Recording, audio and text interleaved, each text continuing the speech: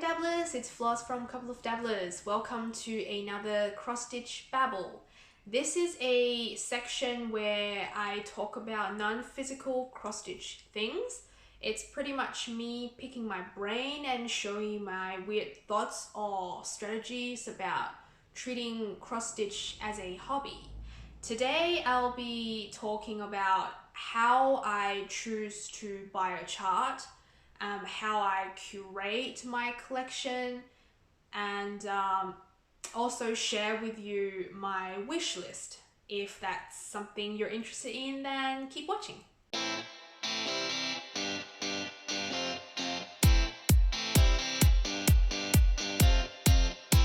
Welcome back if you're a subscriber, and welcome if you're new. If you've watched some of our videos, you would have known this already, but if you're new, hi, I'm Floz from Couple of Dabblers. This is a channel that's run by both myself and my husband, so it's not my own channel. It's a very eclectic channel, so we don't just do cross-stitch. I mainly do cross-stitch or stitching related videos, but my husband JP does war gaming content. It could be painting, putting together Warhammer, or now Kings of War models, or sometimes he'll talk to you about color scheme, the thoughts behind how to construct, things like that. And together we also do hobby with us. We used to do gaming, but not so much now. And we're waiting for a better setup. And also we might share with you about having a pet, life, or just couple related stuff. We normally like to have fun separately and together. So this is a channel where we show you how we do that. If that sounds pretty cool to you, make sure to subscribe to our channel and see what other fun stuff we get up to later in the future. Or alternatively, you can go through the videos we've made already and get to know us a little bit more. If you don't know, my husband and I live in Victoria in Australia. And recently we just hit 70% double vaccination rate. So now we are slowly opening up. And now people can go out and do a lot of fun things. He is actually out at the moment in a friend's place playing Kings of War. And I think he was looking forward to it this whole time. Yeah, we've been in lockdown for several months. So I have my home to myself. And I thought, what opportunity, what a great opportunity to make this video talking about cross-stitch related stuff. So today we'll be talking about how I purchase things, or what strategies I have to ensure that what I purchase is definitely something I'll be stitching. You might be thinking, why do you need to make this video? Isn't it just what you purchase is what you like? It is that simple, but it's not. I understand that different people have different preferences, and what you like, it's a very subjective thing. But I am just sharing with you my strategy in terms of deciding whether I want to buy a particular thing or buy a particular pattern or kit or project or not. You can, listen to what I'm about to say and chew on it and spit it out if you want to, or you listen and maybe there are a couple of sentences or a couple of ideas that might help you in, the future. So this is a, I don't know, kind of a discussion place. And if you have something to say, make sure to leave the comment down below, ask me a question. Also share with me what strategies you have in terms of how you determine whether it's something worth buying or not. And we can just talk about these things together because, I think it's worth talking about. So in the last cross-stitch Babble video, I talked about budgeting, but sometimes just money restraint is not perfect enough to, I guess, make a more curated version of your cross-stitch collection. Now, a lot of people kind of separate the collection situation and the cross stitch, the actual stitching experience, but I like to connect them because whatever you like as an art piece might not be what you enjoy stitching in the end. So in that case, you really need to understand, in terms of a stitching experience, what you enjoy and what you don't enjoy. And also whether you have a plan in terms of your collection or not. What I meant by what do you want to achieve by doing cross stitch? It could be you just want to relax. So you would be leaning towards patterns or projects that are, I guess, simpler or more monochromatic, or whatever that will make your stitching experience more relaxing. Or in my case, one goal that I have is to try different things, because I am a pretty new cross stitcher. I've been cross stitching for 1.5 years so far, and I am planning to do that for, much longer. So I still have a lot to learn. So one goal that I have is to try as many different designers as I can. Then that will be one thing I'll consider when I decide to buy something or not. I'll elaborate on that later. And also, you really need to understand, like, when you stitch, what you like and what you don't like. And I'll just use myself as an example, obviously. So I know when I look at a pattern, as an overall thing, it could be very grand, like a masterpiece, very impressive, and at first glance, I would want to have it. But then I would ask myself, would I enjoy stitching it? Is there too much background? And if you take the background out, would that still look impressive? I know there are different things you can do to change that. For example, some people will get rid of the background and use a hand-dyed fabric to replace the background. That's fine. But I haven't thought about that yet. But just for that project, maybe when I take out the background, it won't look as good. Or yes, I like that project, for now, but the more I look at it, the more I might find little things that I don't like about it.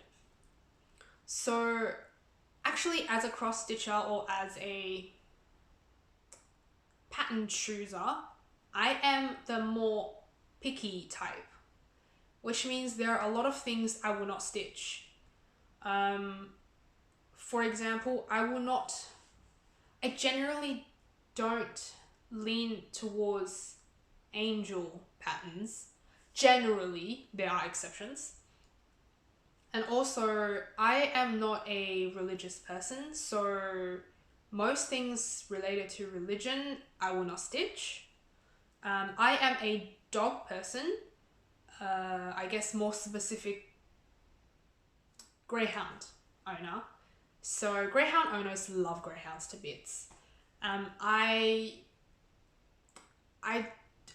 like cats, but I don't want to stitch cats because I guess I don't resonate with cats because I don't have a cat. So I will avoid cat patterns generally, unless it's a gift. The person you want to gift it to loves cats, and then you will buy something with cats in it.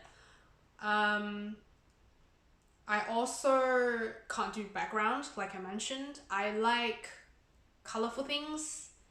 I like something with a lot of things in it. As in, it could be colorful, but it could be colorful backgrounds, then I don't really want to stitch it. Because if you only stitch it for a couple of days, you really can't see any progress. I prefer something with a lot of little things to look at, so you can work on a corner for, you know, a week or something, and then something will appear. That appeals to me. What else don't I? I also don't like just objects, as in, let's say, bouquets, or I don't know, like a bench or something. I like landscape. Landscape will do, but it has to be, you know, it has to have a lot of things in it. And I also don't tend to stitch just ladies. It's a very personal thing, because I understand most cross stitches are females, and that's why a lot of people like to stitch females. That's fair enough.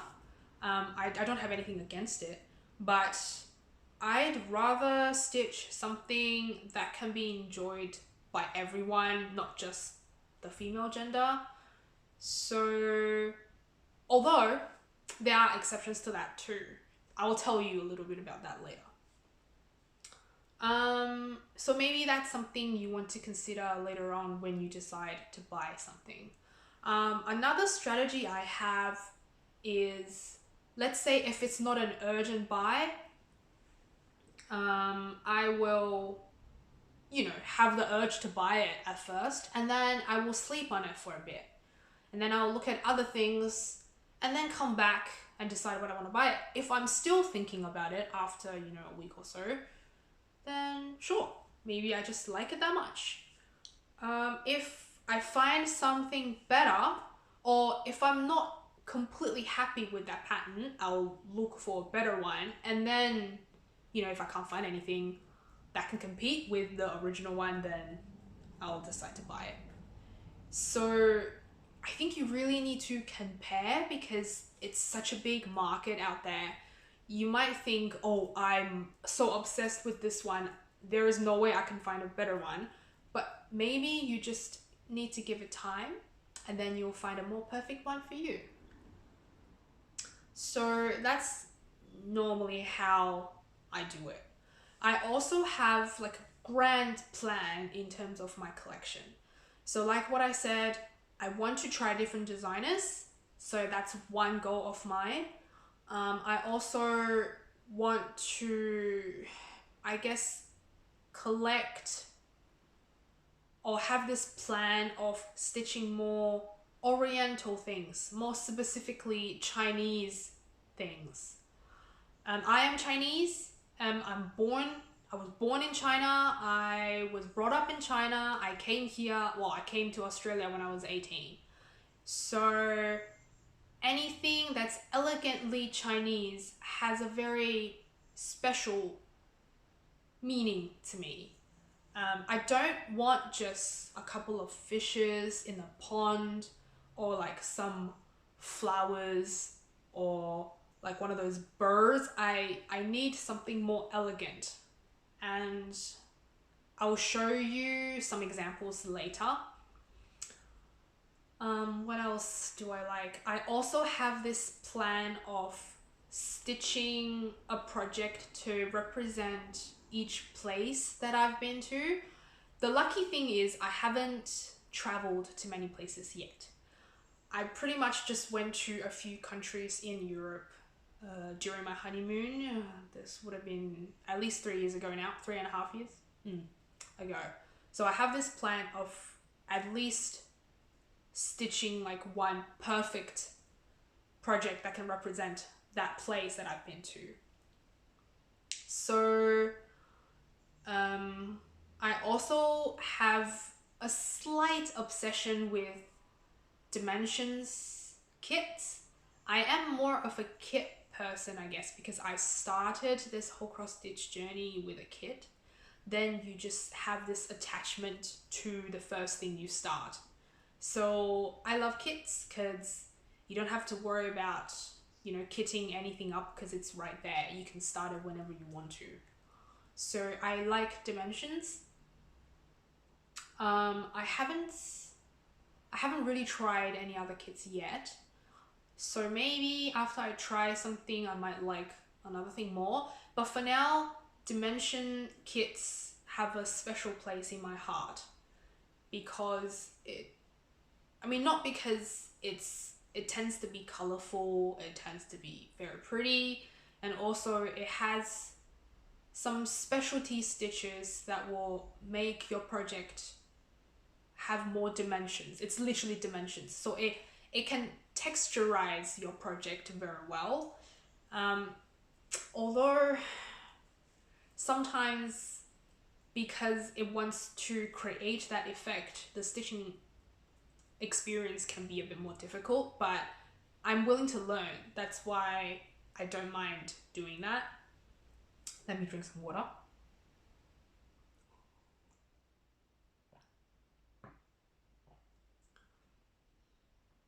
What else? I also have this grand plan. It's not confirmed yet, but I want to collect the Nora Corbett letters by Nora. Yeah, that. But I haven't decided because it costs a lot and I don't know whether it's worth collecting. So keeping that in mind, that's what I tend to lean towards. What else do I want to tell you? Now, when I look for things I want to buy, most of the time I have an agenda, which means I am looking for a particular thing. So I do stitch for other people and I am still looking for certain projects with certain elements on there as a gift for a particular person. Or sometimes I'll browse through a lot of things with a particular thing in mind. And I'll give you an example. So, for example, this one. So whenever I get to stitch it, it will be a present for my mother-in-law. Now, I knew I was gonna try to stitch something for each of JP's family members. Unfortunately, my parents are still in China and I am stitching something for them. So I've already stitched something for my father-in-law. Maybe I'll put a picture here. So it is a car because he's really into cars, automobiles, trains, things like that. So I just stumbled upon this Aston Martin thing and I thought it was really perfect for him, and it's retro, it's cool looking, and obviously it is a designer that I've never I guess had any experience with. So that one's complete. And my mother-in-law is a very hippie lady. She loves traveling, she loves plants, she loves gardens, and she loves purple. So purple is not most important though, but I think whatever I stitch has to have an element of plants. She doesn't like bouquets, she doesn't like, I guess, caging the flowers in something. She likes them growing freely. So this one's perfect. So when I was looking for things, I kept the garden in mind. This one has, all the plants, the flowers, a little bit of wildlife here, and a lady in the gate. So I think once it's stitched, it will be perfect for her, and it's very whimsical. With the half stitches, I'm assuming half stitches in the background with the sky, and maybe it's a bit of sunset, I don't know, but it's very pretty, it's very her. And also It's by Thomas Kincaid, and I've never had anything by Thomas Kincaid, so this is a good opportunity to have. So for me, it ticked all the boxes. Yeah. And sometimes I will stumble upon things that just surprised me, or I viewed it as an opportunity to try different things even though I didn't plan for it. And this is a good example. So this is more like a hardanger chart, and I've showed it in my previous video before. It has 2 layers. You stitch the outer layer as the house, and then you stitch the inner layer as the inside of the house. So when you look into the house, you can see bits and bobs. So this project has a lot of specialty stitches, and I want to try them. So I just bought it because to me it's gonna be a very special thing, and it will help me learn a lot of new skills in cross stitching.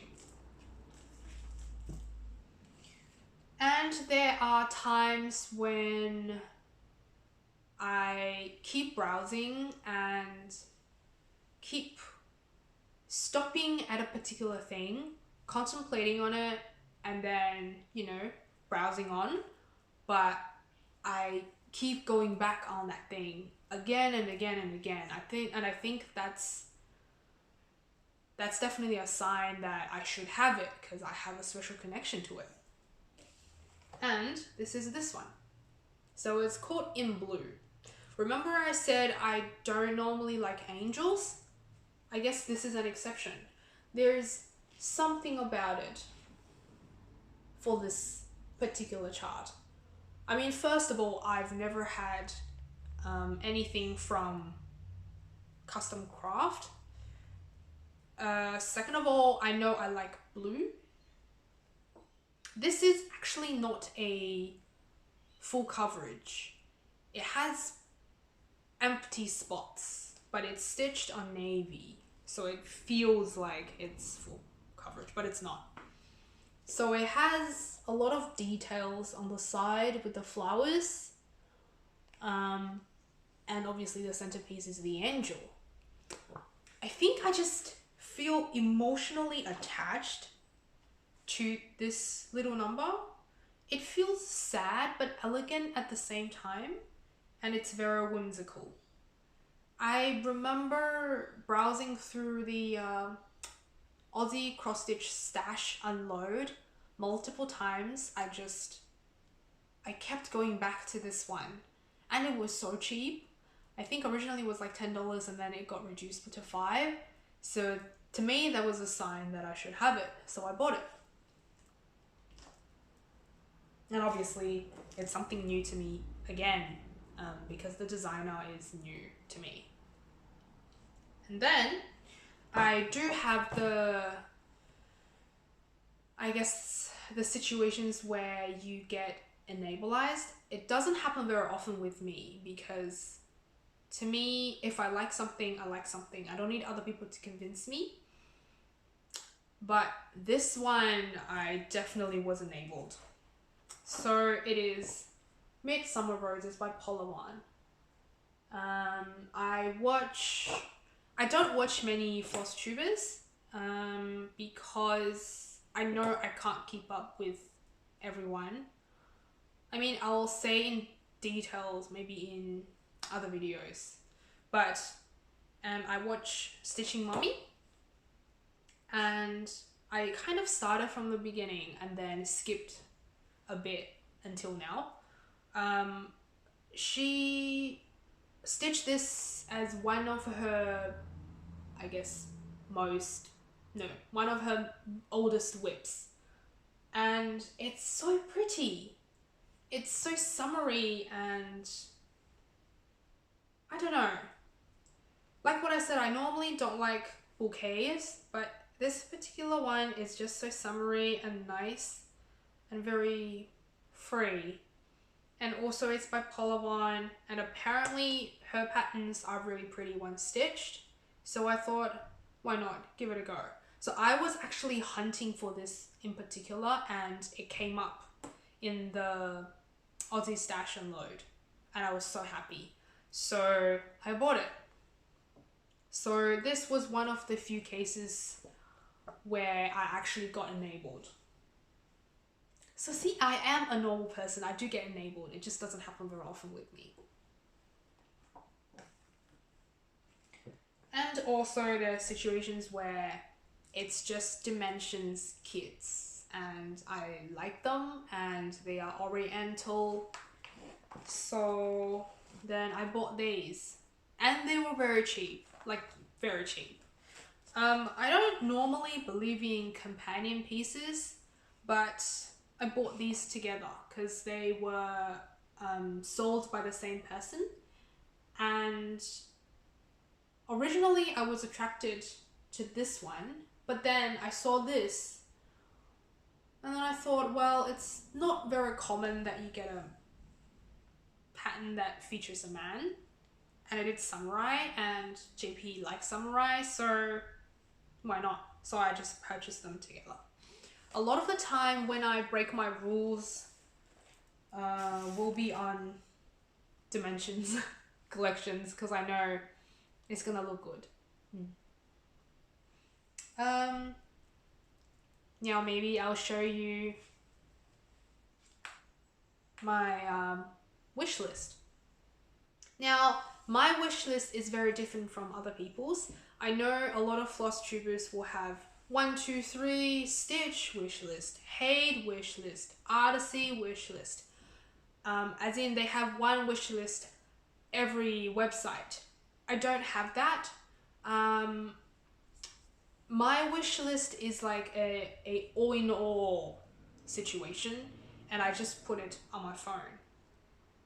And I'll tell you, you know, how I construct my wish list. I told you before that I collect Dimensions, so Dimensions kits will not be on there because a lot of purchases are situational, and there could be too many on there. So I don't keep track of that. That's just when there's an opportunity, I'll see whether I can, you know, I have the funds to buy that and then I'll buy it. So I'll possibly put the picture there. I will insert one here to show you. I didn't update my wish list because I actually purchased 2 things from there already, so it would have been a little clip of me deleting those things. I purchased Stargazer by Mirabilia. So I have a pet peeve. It's when something keeps getting raved by other people, then I will have this weird rebellious attitude towards it. The more you tell me it's really good, it's worth blah blah blah, I will refuse to do it. So people are crazy about Mirabilia designs and they are pretty, sure, but the more they talk about it, the more they say how intricate they are, the more I don't want to stitch it. But I understand it's a designer and each designer has their own tricks and own, I don't know, special thing about their design.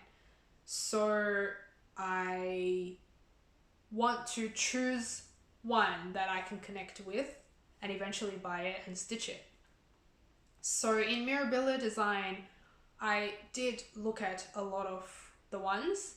They are pretty. All the ladies are very pretty, but to me, they're kind of samey. It's just pretty hair, skin, jewels, dresses. I didn't feel connected to them, but the Stargazer one to me was meaningful. It's not as intricate as some of the other designs because it didn't use a lot of, you know, crystals and jewels and stuff like that, but it's literally a lady gazing at the star. It's kind of dreamy, and it also has the meaning of being hopeful and always strive for something better. So I guess it struck a chord in me, and I knew that's the one from memorabilia I definitely want to stitch. So I bought it. And once I bought it, I deleted it off my wish list. I also purchased the Enchanted Manor by Heaven and Earth Design. And Heaven and Earth Design is one of those sites that a lot of people swear by. And I was looking for a particular thing that I'm interested in for a long time. When I say for a long time, I meant for a year. And I couldn't find what I wanted. So originally I actually liked, I think, Addie's window. I might show a picture here. That was pretty. It had a lot of things going on. It's colorful, but it had a kid in there. I mean, I don't really have a kid, not yet. And also, I don't want to stitch something I don't feel any connections with, you know what I mean? If you've watched Stitching Witch's video, I just started her videos not long ago. There's something that she said that I think was very true. If you see something pretty, it doesn't necessarily mean that it's going to be pretty to you for a long time. But if it makes you feel something, that's different, because that connection is a lot stronger. And you can count on that as a motivation to keep you stitching and finishing the project. So then when I saw Enchanted Manor, I felt that. I will put a, preview here. So in that one, you have a lot of things going on. You have, I think, angels dancing in the background, and there's also this huge manor, and towards the bottom of the picture you see a couple lovingly cuddling each other, and I really love that. It's like they are embracing all these little things in their life, and they have a loving home, and everything is so perfect. And I felt something with the chart, so then I decided to purchase it. So then I was waiting, because I knew Heaven and Earth Design has this 50% off eventually, so I was waiting for the opportunity. And it came, and then I purchased it. So that's generally how it works. So now I explain to you, how I decide to purchase something, and then once it's purchased, I just delete the line. I will go into the current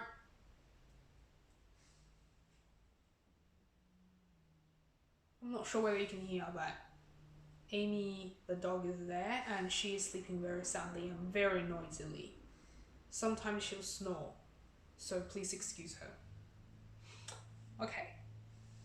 So remember what I said about, my grand plan? I want to stitch something that represents every place or every country I've been to. Now, we went to Venice during our honeymoon, and both of us loved Venice.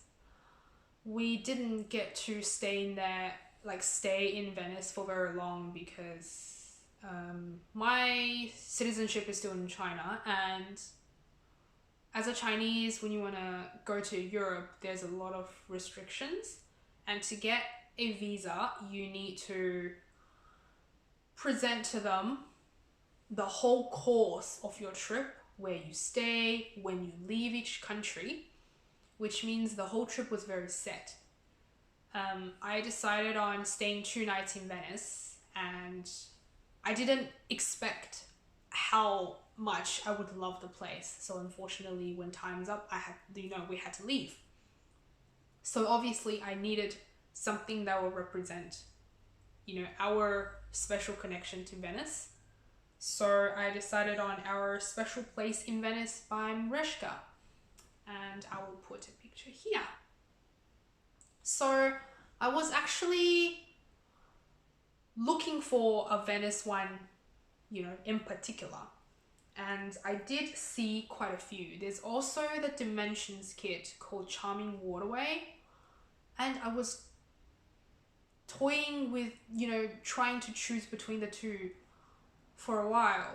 But I think the Mereshka one had a more romantic feel to it, which was how I felt in Venice.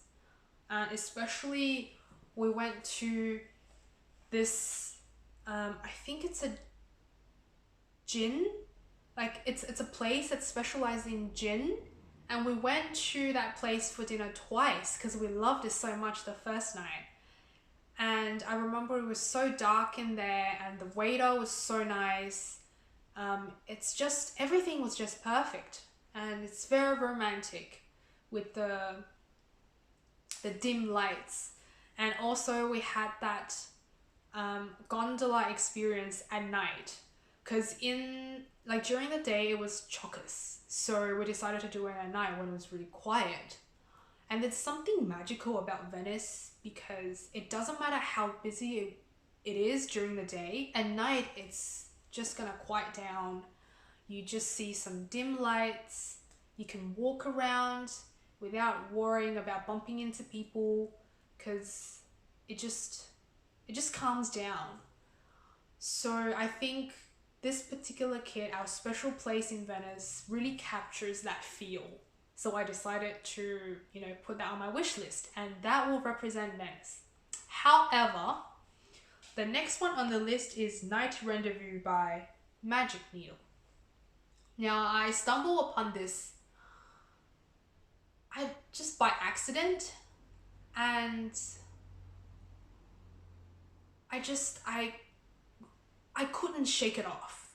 I know our special place in Venice is really good, but there's something about this Night Rendezvous. I mean, there's a couple somewhere at the table, and that captures that feel as well. It's just so romantic with the light, with the street light. So I decided to, I guess, have this as an exception. I mean, they both portray Venice, but you know, they're from different brands of kits, so that could be an opportunity for me to try a Magic Needle kit. And then the next one is Mermaid Box by Chatelaine. So Chatelaine is famous for its mandala design, symmetrical, intricate, very expensive to kit up. I am not a fan of geometrical things, so I wanted to do something different. May it be a scene, a story, or whatever. So then I saw this mermaid box. It looks so pretty, and it's actually practical. You can make that box and you can put something you treasure or Stitch related stuff in it. It's gonna be really expensive to kit up though, so I put it on, but I think it has to be a big big birthday gift, because I think it has a lot of Swarovski crystals and like silk threads and stuff. So that will be a good opportunity for me to try a chatelaine pattern. And then the next one is Spring Inspired Stitcher Watermetal Seasons by Tempting Tangles. So I'm actually in the Australia/NZ cross stitch addict group, and sometimes this, I think Debbie from Tempting Tangles will I guess give you a sneak peek of what's new in their designs. So then I thought, well, they, you know, with their designs you can try silks and other cool threads. So I was just looking through their designs. Now, I am not a huge fan of samplers. It's just something about it I'm not a huge fan of, although I do want to stitch some just to get a feel for it. I acknowledge that it's one of those things that can be very fun to stitch, even though I don't like the aesthetics of it. So I was looking through Tempting Tangles, and there's this particular one that just caught my eye. It's got feels, it's got a lady, it's very dreamy.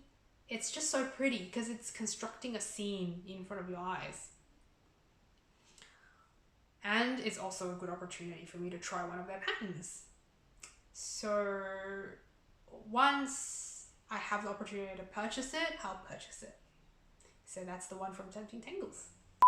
Sorry dabblers, this is the editing Floz here. I was editing and I realized I actually forgot about a chart that's on my actual wish list. It is called Sweet Dreams by Lavender and Lace. I'm not sure how I just missed it, but anyways, so I am aware that Lavender and Lace is one of those very popular brands that do a lot of ladies, especially angels.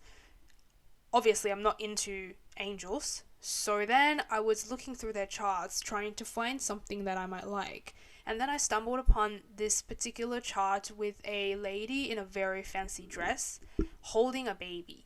Now, I do want kids eventually, and I thought that would be a perfect one to, I guess, represent me as a mum. So I put it on the list. And then, Victoria Sampler. I know a lot of people are crazy about Victoria Sampler's charts. It tends to be a very long sort of scroll-like format with like bands and stuff. I'm not a huge fan of that, but I normally don't stitch very seasonal things either. So like festivities, those things. But then I thought it would be cool to have some decorations, especially for Christmas. But I want like the best of something. So I know I want Christmas tree, but I want a really pretty Christmas tree. And for Christmas, I also don't want to stitch snow because in Australia, it rarely snows. It hasn't really snowed in Melbourne. Even though in, my hometown, it snows all the time, it doesn't represent the situation I'm in now. So I prefer a Christmas tree pattern without any snow. And I saw this one from Victorian Sampler. It's so pretty. Same thing as the Chatelaine, it's gonna be really expensive to kit up because all those little baubles will be treasures or crystals or something. But it's a good opportunity for me to try a design from Victorian Sampler so I can get what the hype is about. But also it will be suitable for me to stitch and display, so then I can also have my decoration experience. Then Gamer by Gecko Rouge. That's another kit that's really expensive again, and they only do kits. If you don't know that about me, I do play games, and it's very rare to see a project that is elegant but also has that geeky element for a female. And that particular one is very nice. I'm not super dead set on this gamer though. So I might keep an eye on other Gecko Rouge products, and if I find something I like more, I'll just replace it. And also there is Love is in the Hair by Boethy Threads. That's actually gonna be a gift when I get to it. The little like icons, the cute lady and a man, that's designed by our friend, and she designed it for free, so she gave us as a gift. And I want to stitch something for her because I thought that was so nice of her. She loves rabbits, and I thought Love is in the Hair is exactly for her. And so I decided to, whenever I get to it, I'll purchase it and stitch it up and gift it to her. Although I've already stitched something from Boethy Threads before. It was a Christmas card, although I didn't use it as a card. When I purchased it, I didn't notice that it was a card. Then, Sonata by Firelight by Tilton Crafts. And then there's also the Beijing Opera by Tilton Crafts. So with this list, you might notice, first of all, I have a plan for what I want to purchase, and I want to purchase the best. So normally I'll put something down. If I find a better one, I'll replace the original one. And also I only want to have one of each designer on this list. But Tilton Crafts, I got 2. Because I was originally drawn by this Sonata by Firelight. I know I wanted something with piano on it, and also something that has really nice interior, so once it's stitched I can put it on the wall. And I found this one and I immediately fell in love with it. It's perfect. Now there's the there's the Beijing Opera. So that's the one I was talking about. That's very Chinese but also elegant. And it's quite rare to find the combination of 2. First of all, a lot of Oriental designs are Japanese. You can't deny the fact that Japanese culture is pretty much the most popular Asian culture among Western societies. I get that. But as a Chinese, that makes finding Chinese patterns very hard. So when I saw this Beijing Opera one, I just knew I had to have it. I had to have it. Now, I haven't purchased these 2 because first of all, I don't really have a budget yet for them. Second of all, they are both not small, and right now I have a lot of things planned already. So even if I purchased them, I couldn't get to them anyways. Now, third of all, I know Tilton Crafts sometimes will have 50% off, so I will purchase them at the good opportunity if it's 50% off. And since I'm not in a hurry, I'll just wait for that. Then, Stained Glass Stars by Needle Delights Originals. So this company was unknown to me until, I guess not a recent video, but, well, somewhat recent video by Stitching Mommy. Oh. Hey, Mimi. Getting comfy? Not comfy? You okay? Aww. So,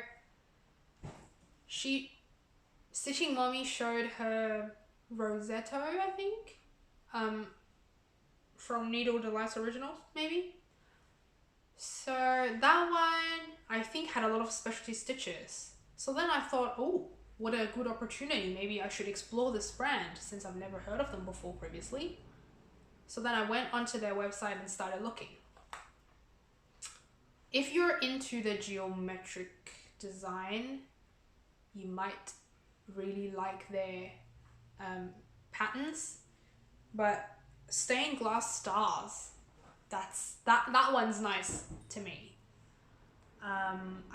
If I remember correctly, it's whimsical, it's very colorful as well, so that's something I want to try too.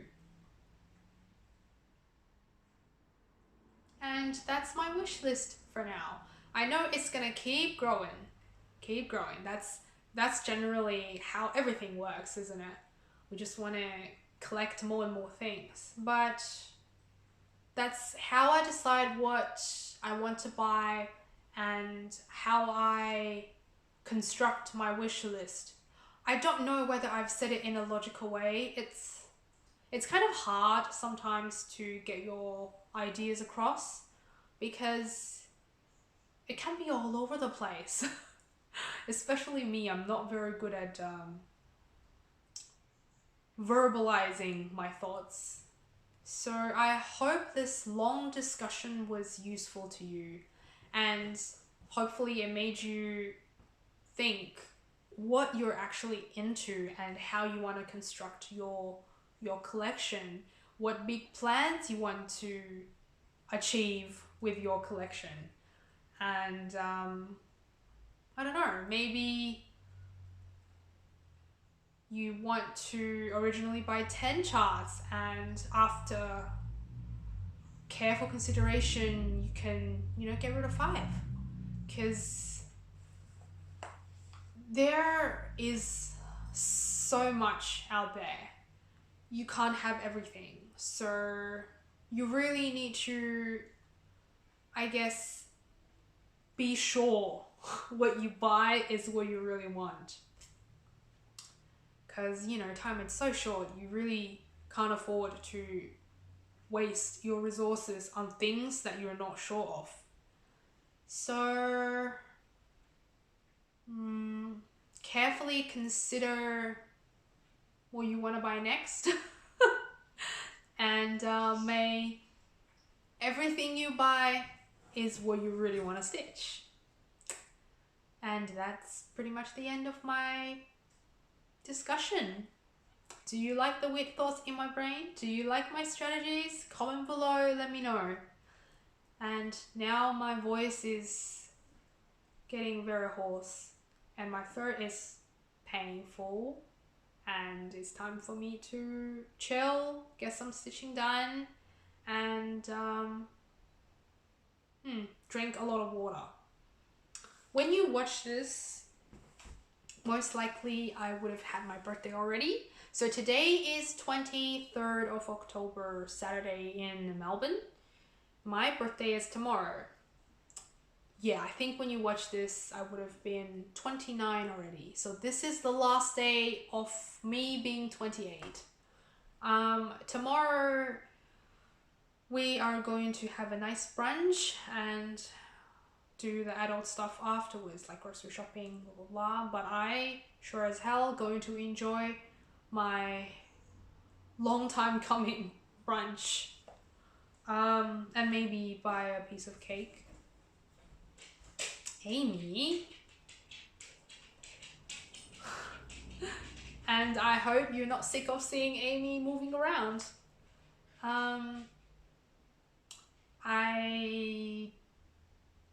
I have received my birthday gifts already previously, so, but I did receive one gift from my friend, and you're gonna see that in the next monthly update video. And yeah, I guess the next time when I see you will be the next monthly update video, so look forward to that.